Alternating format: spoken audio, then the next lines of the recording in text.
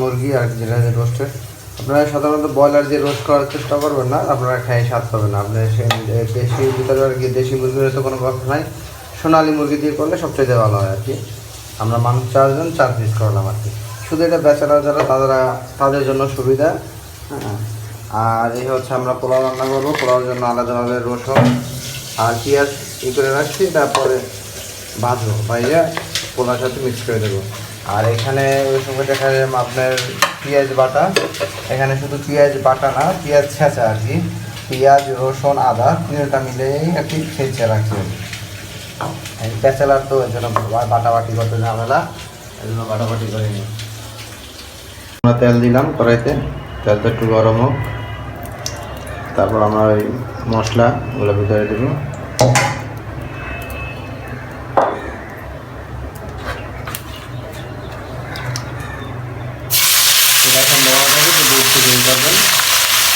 আমার রোস্টের জন্য মানে প্লাস্টিকের যেগুলো গাছটা মানে সেভ করেছি এই মশলাগুলো বেশ অনেকটা সময় নাড়তে হবে।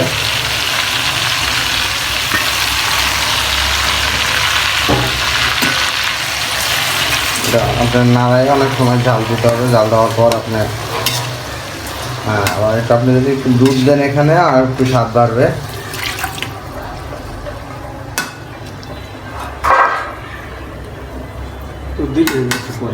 একটু পরে দুধ দেবো আমরা। আর যারা ব্যাচেলার তাদের জন্য শুধু, আর বাড়িতে থাকলে মা রান্না করে দেয় বা বোন থাকলে বোন রান্না করে দেয়, তারা খাইতে পারবে, তাদের তো কোনো কথা নেই। যারা ব্যাচেলার তাদের জন্য আর কি এই ভিডিওটা করা। আপনারা নিজেরা রান্না করে খাবেন যদি খাইতে মনে চায়। এখন বর্তমান বাজারে যে পরিস্থিতি, তাতে আপনি অনেক ব্যয়বহুল খরচ দিয়ে ধর আপনার এরকম সুস্বাদু খাবার খাইতে হবে। তাও আপনি এরকম সুস্বাদু খাবার খাইতে পারবেন কিনা তাও সন্দেহ আছে। এখন নাড়তেছি, আবার কিছুক্ষণ পর শেষ ফিনিশিং আবার দেখাবো মানে কোন পর্যায়ে এসে তারপর আমার এই মশলার ভিতরে মুরগির রোস্ট দিতে হবে আর কি। মুরগিটা দিতে হবে, ভাজা মুরগিটা। ওর জন্য পানি গরম দিছি। যদি আপনারা যদি পোলাওটা যদি ভাতের মতন আগে পোলাও চাল দিয়ে তারপর ভাতের মতন যদি করেন, তাহলে পোলাওটা ঝুরঝুর হবে না আর লাডা লাডা হবে, মানে মানে ঘন ঘন হয়ে যাবে আর কি। এটা আপনি অতটা টেস্ট পাবেন না বা দেখতে সুন্দর হবে না। বরঞ্চ আপনি যদি পানিটা আগে গরম করে তারপর পোলাও চালটা যদি দেন, তাহলে পোলাও চালটা ঝুরঝুরে হবে। আসলে যে বড় বড় হোটেলে বাবুর্চিরা রান্না করে আমরা দেখি আর খাই, কিন্তু মূলত কীভাবে রান্নাটা করে এটা আমরা দেখিও না বা জানিও না। কিন্তু প্র্যাকটিক্যাল নিয়ে যদি নিজে রান্না করে খাইতে পারেন, সবচাইতে এটাই বেটার হবে।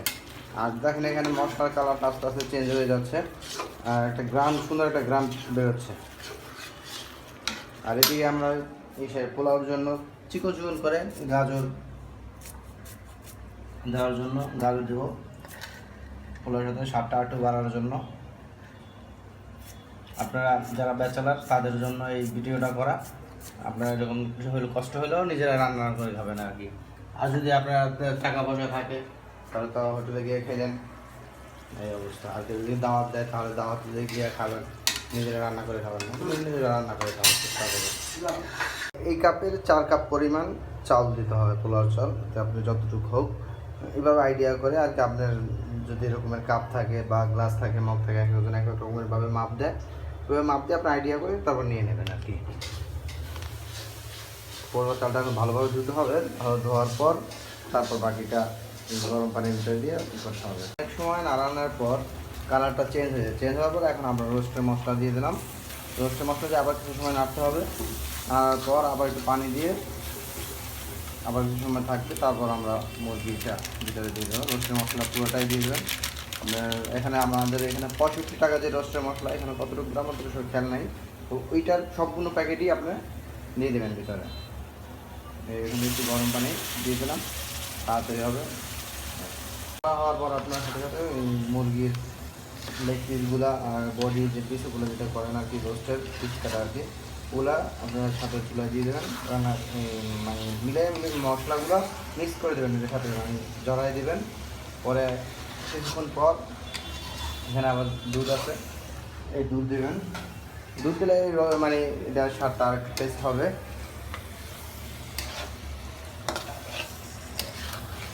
এখন যদি ভাই কারো জিভে পানি আসে, কর্তৃপক্ষের দায় নেই, এটা নিজ নিজ দায়িত্বে নিজের জিভের পানি সামনে রাখবেন।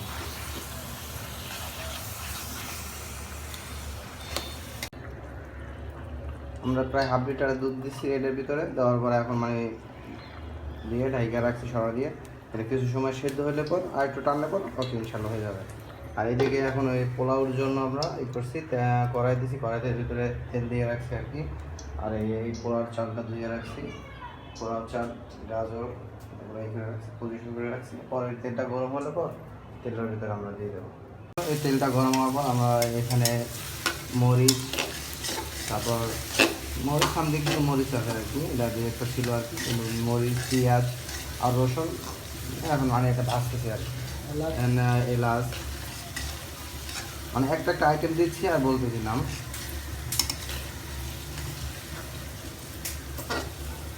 আসলে হোটেলের খাবারগুলো মূলত কি আমরা যে হোটেলে খাই, তাহলে বলতে পারবেন দারচিনি দিলাম, তো সেক্ষেত্রে হোটেলের খাবারগুলো অনেক কিছু মিক্স থাকে, টেস্টি সল থাকে, ঘি থাকে।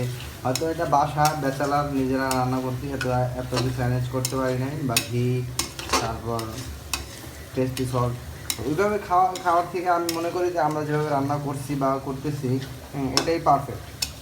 আপনি খাইলে কোনো সমস্যা হওয়ার সম্ভাবনা থাকবে না ইনশাল্লাহ। আপনারা রান্না করবেন, খাবেন, অনেক সময় নাড়তে হবে। এই পেঁয়াজের কালারটা লাল হওয়া পর্যন্ত আপনার নাড়তে হবে। যতক্ষণ পর্যন্ত লাল না হবে ততক্ষণ পর্যন্ত নাড়বেন, যেন পেঁয়াজটা যেন কড়াইয়ের সাথে না লাগিয়ে যায়। চেঞ্জ হওয়ার পর হ্যাঁ আমরা এই পেঁয়াজ মরিচগুলো চেঞ্জ হওয়ার পর, কালার চেঞ্জ হওয়ার পর পোলাও চাল দিয়ে দিলাম। এখন এটা ঠিকঠাক মতো নাড়তে হবে, নাড়ার পর পানি দিতে হবে, পানি দেওয়ার পর আস্তে আস্তে সেদ্ধ হবে, তারপর ইনশাল্লাহ পোলাও হয়ে যাবে। আলহামদুলিল্লাহ আমাদের রোস্ট হয়ে গেল, রান্না করা পোলাও চালও রান্না করা হয়ে গেল। এখন খাবার বাকি, এখন ঢাইকে কিছু সময় রাখবো আর কি, তারপর খাবো। খাওয়া ভিডিওটা দেওয়া ঠিক হবে না, এটা আর দিলাম না। আপনারা রান্না করে খাবেন ইনশাল্লাহ, আর দোয়া করবেন, আর ভিডিওটা দেখবেন, আর লাইক কমেন্টস করবেন।